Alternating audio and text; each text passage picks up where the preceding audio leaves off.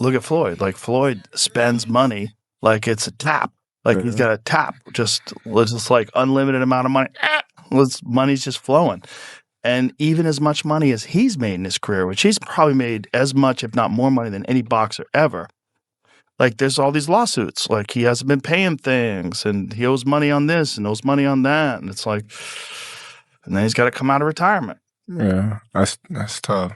Yeah. That's tough. I think it's just the lifestyle that Floyd lived. Yes. I think he can't fathom to just live a modest lifestyle. It's like he got to be lavish. Right. He's got to have those videos where he shows you all the watches, where he opens the case up, you know. All the money. You got to show that he got $1 million in his backpack. And, you know, he got the latest watch and the latest car and look what I just bought. And when you get into latest watches and latest cars, you get into that, like, boy, that money goes quick. Yeah. Bugattis are like $3 million. There's watches that are $3-5 million. That's crazy.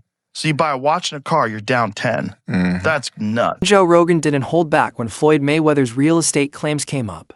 On his podcast, he basically stopped the conversation and questioned it, saying the numbers just don't add up. And one of the reasons why people watch him fight is not because he's like Mike Tyson, just goes out and destroys people. They like watching him fight because they hate him.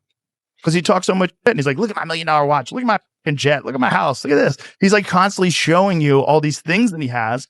Like he'll lay out watches in a hotel bed. Like this is $1 million worth of watches. This watch goes for $2 million. And they're like, this is my small watch that I take sometimes. But when I'll show you, when I'll show up, I bring out the big boy and it brings out this watch that's covered in diamonds. It's like $5 million.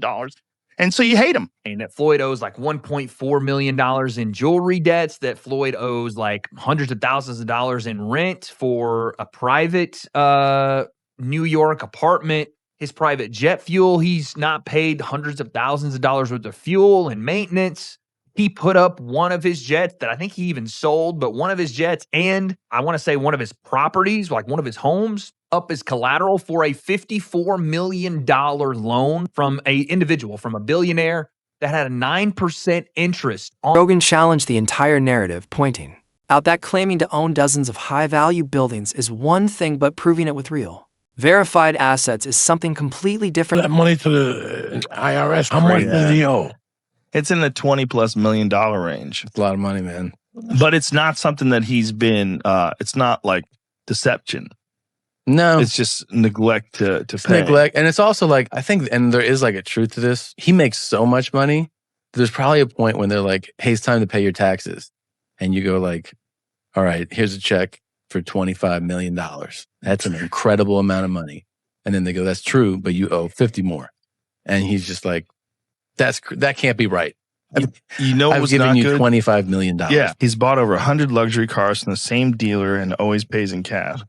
He has $15 million worth of cars. Congrats. You can sell them. And this is where things get interesting. Floyd Mayweather built his entire Money Mayweather image around unlimited wealth cash stacks, luxury watches, and a massive empire.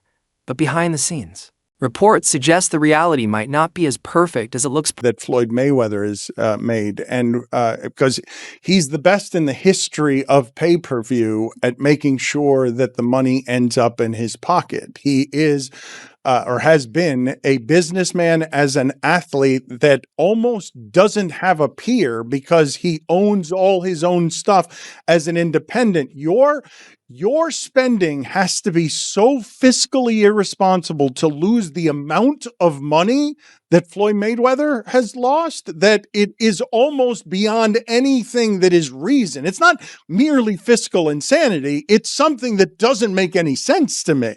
Right. And another sign of him maybe in financial trouble is, as of February 2026, Floyd Mayweather has initiated a massive $340 million lawsuit against Showtime Networks and former executive Steven Espinoza.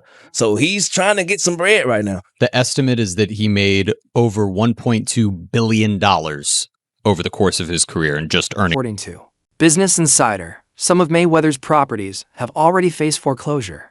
There were even reports that his Las Vegas strip club was at risk of being seized due to unpaid taxes. Add ongoing lawsuits over unpaid luxury watches and jewelry claims Floyd denies. And suddenly the story shifts from flexing wealth to serious financial questions. He said that, I mean, things that they said in this article were insane, that Floyd owes like $1.4 million in jewelry debts, that Floyd owes like hundreds of thousands of dollars in rent for a private New York apartment. His private jet fuel, he's not paid hundreds of thousands of dollars worth of fuel and maintenance. He put up one of his jets that I think he even sold, but one of his jets and I want to say one of his properties, like one of his homes, up as collateral for a $54 million. The same reports also claimed that the Trump Las Vegas condos linked to Floyd Mayweather were temporarily seized over unpaid taxes before being recovered. On top of that, a reported $54 million loan allegedly used his home's private jet and businesses as collateral.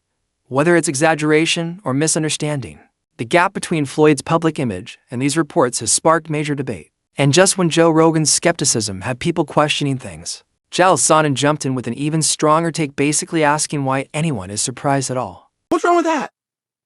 And why are we attempting to tease Floyd? Is Floyd Mayweather? Yes, he's broke. Of course he's broke.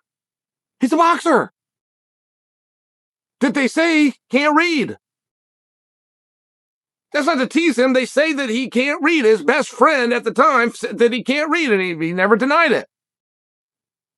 I don't tease him for it. He was a guy who grew up in a boxing gym, right? It's one of these things. You know what you know. You know what you were taught. I didn't teach him about contracts. I didn't teach him about saving. I didn't teach him about investments.